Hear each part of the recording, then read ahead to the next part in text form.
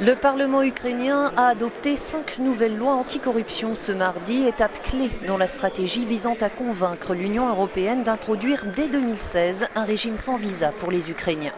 Désormais au nombre de 9, ces textes visent à faciliter la confiscation de biens et le gel des avoirs dans les cas de corruption.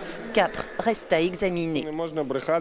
Pour ce député, on ne peut pas affirmer que si aujourd'hui toutes les lois anticorruption étaient adoptées, les Ukrainiens n'auraient plus besoin de visa demain. Ce serait mentir. La décision finale devrait revenir au Parlement européen et aux ministres de l'Intérieur des États membres. Et ils nous demanderont où en êtes-vous en termes de corruption? Vos citoyens sont-ils assez riches pour ne pas venir mendier dans nos pays? N'avez-vous pas perdu le contrôle de la frontière avec l'État qui vous a attaqué?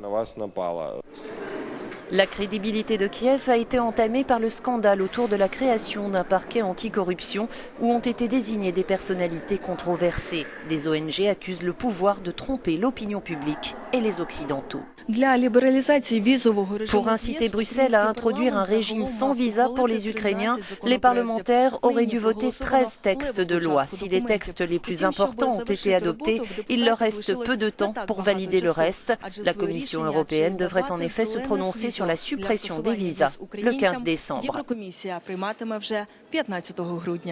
Марія Коренюк, Євроньюз, Київ.